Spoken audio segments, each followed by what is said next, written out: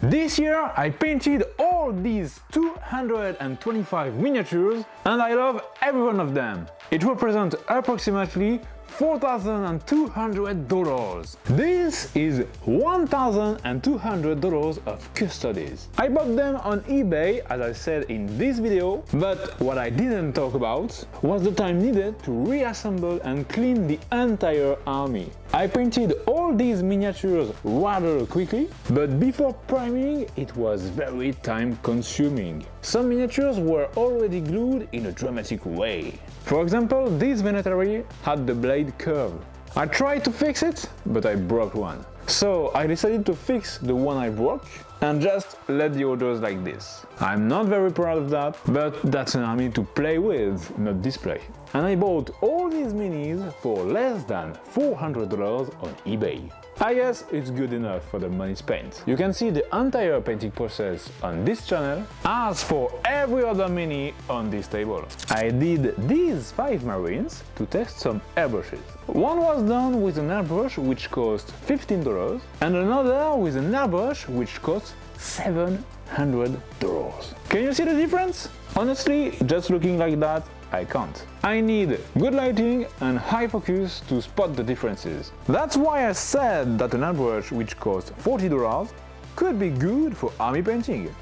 Even if you put the price, you get airbrushes way more enjoyable to use and way more precise for a better level of paint. That was a very good experience. And also a really expensive video. I bought the custom micron, which cost $700, the ultra at $100 and the cheapest at $15, especially for this video. But it was worth it. I love these airbrushes, except for the trash one. Then we have an army which was in 2 videos this year.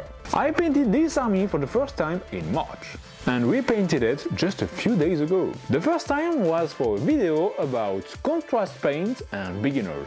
I tried to paint this army like a beginner for only 1 to 2 hours a day and only with contrast paint and shades. It was a good experience, but I was quite disappointed with the results. I bought more miniatures for my Fleshtercourt army, but the result froze my motivation to finish this army completely. Until I found the motivation to paint this bad boy here, Asheran, Monarch of Delusion. But we'll talk about him later in this video. It's the last. Oh, we are already at Skaventide. I love this box so much.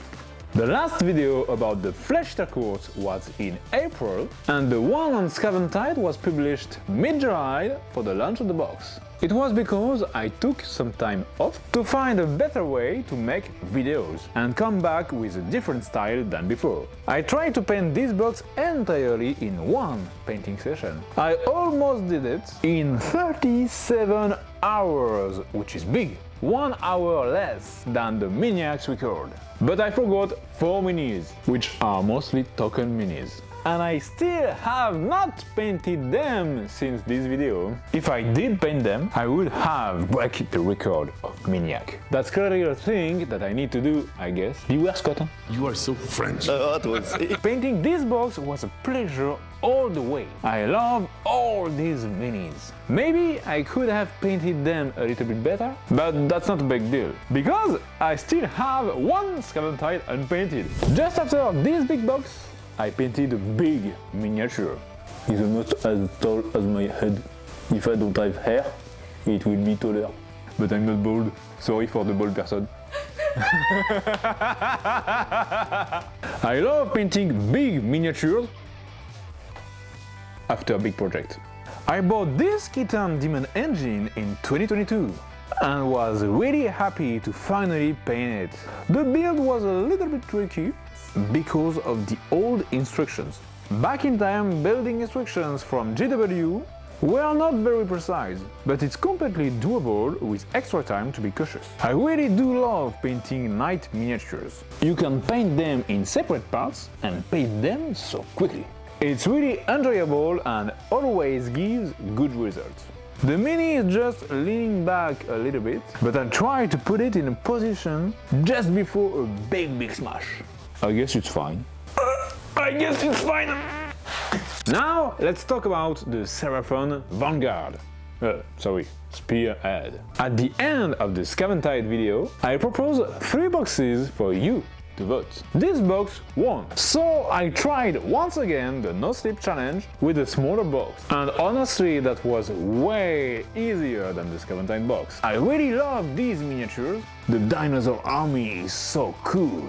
I wanted to paint this big dino since I started Warhammer Fantasy Battle in 2014 with the Island of Blood box. I have more of them and I will surely paint them in the future. Please subscribe. Now we are back on other big minis. This was the Battle Force for Imperial Knight from 2022. We kinda had the same this year, but with more sprues from the Armiger and less sprues for the Knight. Weird. As I said on the kitten, I love painting knights. It's actually the 5th night of my Terrain house, and my 6th night fully painted. 7th if we count the kitten. It was also a pleasure to paint these little guys. I was a little bit afraid, but all the armor parts could be painted separately. It was a good experience overall, and I love to have big miniatures on the battlefield. It's a great feeling. I'm really sad that I didn't have this channel back in the time when I painted this big dragon. I do have some videos on it. If you want me to make a full video, let me know in the comment. Here we have a limited edition miniature, Evelyn the Celestial Sacrosanct. I love this mini so much, it's so beautiful. I rebase it on a 32mm base to use it as a Canoness proxy. It was the first Sister of Battle I ever painted, but it will not be the last. Soon I'm gonna paint this box for the New Year, New Army challenge. In fact, the video is going out next week. Please subscribe! This is the best video I made this year. It's my favorite one. It was a 1-day, 1-minute challenge that lasted 1 week, but with a little twist. In this video series, yes, there will be more of them, I have to choose a miniature, at least already built, or even already painted a little. I created this concept to overcome my laziness and finally finish some projects. So I finished Gaskell, which I love so much but never found the motivation to end. Same thing for Renegade, the Onagers and every other minis here. And on top of that, each day I still had time, I worked on Lion and Johnson to finish it as well. I tried a bunch of new techniques on it. I never found time to finish it because of other projects for videos. I loved filming this video a lot and was really happy to paint all these minis. I even painted a unit for A Song of Ice and Fire, which is a game that I love. I'll make more video on this game later.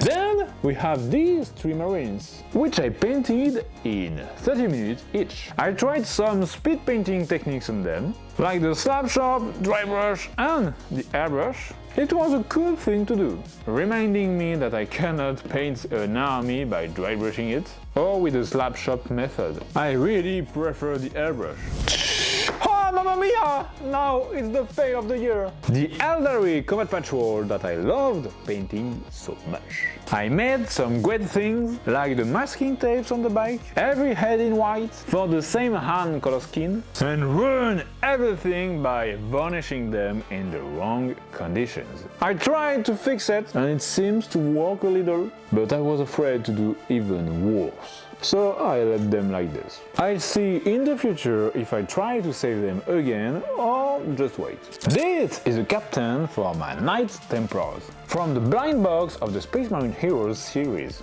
I painted it in a special style that I compared to the heavy metal paint job, which I think deserves more respect than it has.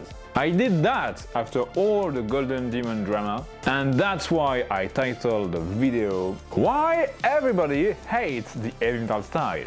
Because at this time I really did think that it was the case. But with the last Aeldari reveal and especially this mini, I guess it's a forgotten story. Until the Adepticon. See you there. These miniatures are one of my favorite AOS army. I love chaos, and Slaves to Darkness are so cool. I was really optimistic with this start collecting box. I thought I could paint it in 24 hours. It was absolutely impossible. It was a really good project to do. The Lord on Carpet Rock is beautiful, I love it. The knights are so detailed, it's amazing. These miniatures are so cool. The biggest obstacle to paint this army fast is the amount of details on them, but it's totally worth it. These two Apothecaries were painted to test the Infinity 2024 and the two Thin Coats range. I wanted to paint my old Apothecary since I was a kid, and the new Primaris one since I bought it 6 years ago. It was really cool to paint an old mini like this. I have more old Hammer stuff to paint next year. The difference between these two models in terms of details, size and sculpture is incredible. You can clearly see the 20 years gap between them. And last but not least, Usheran. I wanted to paint this mini since it came out in February, but because of the bad results that I had on the Flesh Turcoats army, I was completely lost on what to do. I didn't know if I needed to paint it in contrast paint to match the army, if I needed to strip all the paint and repaint entirely the army, or if I just painted Usheran like I wanted to and do nothing more. In fact, when it was finished, I couldn't place it at the center of the army and say, okay, that's good! So I decided to cut down the middle. I upgraded the paint job of the army as much as I could to have a good and coherent army, and I'm really happy I did it. I now want to play them in a game, whereas before I wanted them to stay on the shelves. Big decision, but great decision. And that's it for this year video review. Thanks for watching, please subscribe, bye!